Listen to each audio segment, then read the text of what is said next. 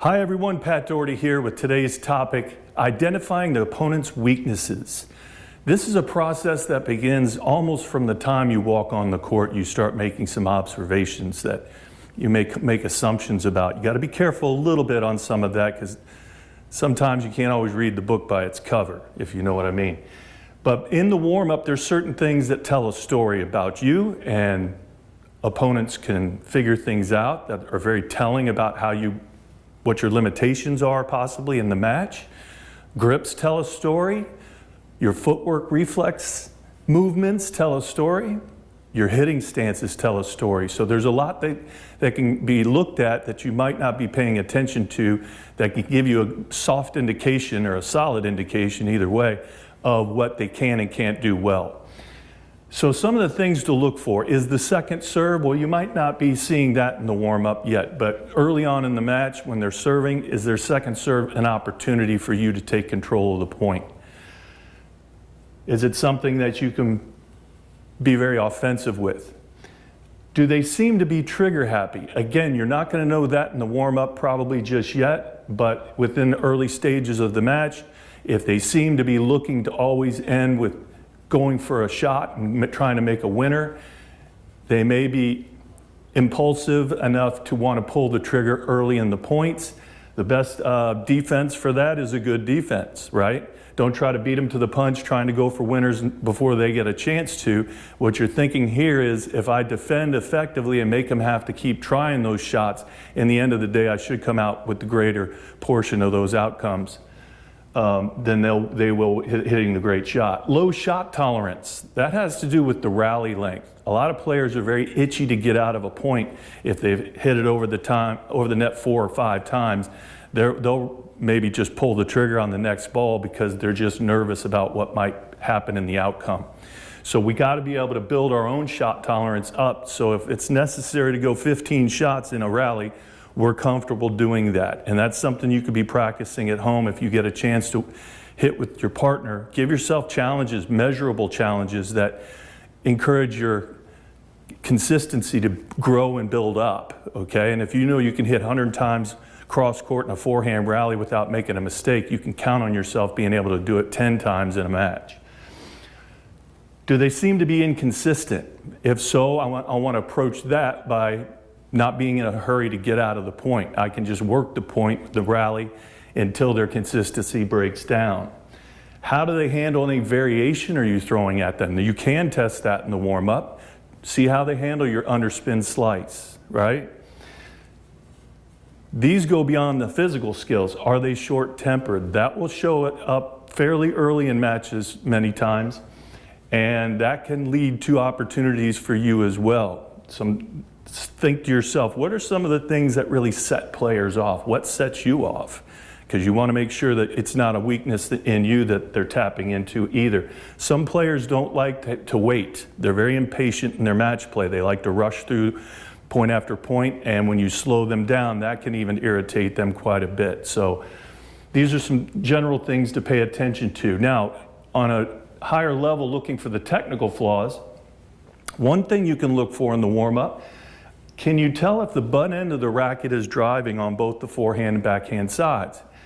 If it happens to be happening on one side but not the other, it's probably an indication that where you are seeing the butt end drive, that's probably their strength and their weapon that they're going to look to feature and be offensive with. The other side might be just the backhand's very solid and steady, can handle incoming power well, but can't really hurt me on those easier balls. So if you're not seeing butt end, they probably are going to struggle more with your easy sitters than they will deflecting back any power you send into that side. So that's worth looking for.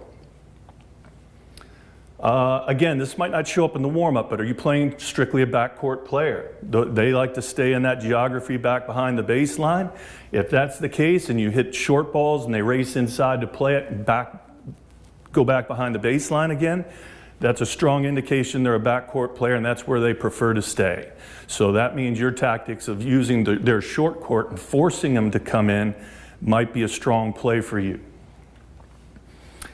Are you playing one of those trigger-happy shot makers that like to go for it? Again, a good defensive game plan is the answer to that challenge. Don't try to be the bigger shot maker ahead of them, or you're going to be the one making most of the errors. Defend well, let them go for those shots, and as long as they keep missing more than they make, you'll stay ahead in the score. Again, if they can't strike big, you got to make the strictly defensive style player play some offense. You can attack them, make them have to hit passing shot winners, bring them into net. They don't like to probably be up there. So those are the tactics that you can employ against somebody who seems to be feeding off of your power but can't really hurt you with their own power much. What do they tend to do on the pressure big points? Do they tend to go with certain shot selections all the time? Do they serve you wide on the deuce side whenever they need the point badly? What do they do on the ad side? Track both of those separately. There's a story for each box, the deuce side and the ad side, on what serve and range of coverage they're making you responsible for on the return. But you can count on the favorite tendencies to show up under pressure, and in those tie breaks when they really need the points badly, they're going to rely on what they're most confident with. And so it's good to track, if you can, what their favorite tendencies tend to be. Does the opponent tend to close their stances on their ground strokes? Particularly when pulled wide on the backhand side, there's a lot of players closing their stance. And when they do that, that tends to limit their shot options. They tend to be strong down the line and limited going cross court because that stance is blocking their body from being able to extend enough to get that cross court angle, for example. So it puts them off balance, makes them slow to recover, and limits their shot selection. So if you can identify someone's got a closed stance tendency, I remember the days that Kleisters would be playing against Wozniacki, and she purposely hit a little bit short in the forehand side to get her inside the baseline, and then the next shot Kleisters would hit would be forcing deep into that backhand corner, counting on Wozniacki to close off and go down the line. Kleisters was already heading over there to that corner, knowing that's where she's going, and then she had a great opportunity to close the point with a cross-court forehand. So again, the stances tell a story. Some of the other things to look for: continental grip around the net. If you're not using continental grip to defend the net up there, you need to make that change happen in your game. College coaches are going to look at those videos you send, and if they see you in the ground stroke grips, that means they know that you're limited on the volleys and overheads. Continental grip's essential for those net skills up there. So look for it in the warm-up. You can see, obviously, these guys can't defend the net well because they're in the wrong grips. And when you make them stretch with the ground stroke grips, like the forehand, for a right-hander, everything wants to fork off into the backhand corner when they're fully stretched. Even on the backhand side, it's going to want to go cross-court on the volley. Forehand's going to want to fly towards the alley over there. So there are predictable things, and sometimes limitations end up becoming favorites to that player. So that even adds to the predictability there. So open your eyes in the warm-up. It's not the time to focus solely on your strokes and get in your feel. That should have happened before you got on the match court with your opponent. Once you are on that court with your opponent, you got a nice little session of seeing everything they've got. If they don't come to net and take volleys and overheads, that tells you a big story that they don't have any plans on coming into there. So little signs like that you can pay attention to, and it may give you a lot more insight than you've been getting about your opponents. Work on this. Good luck with it.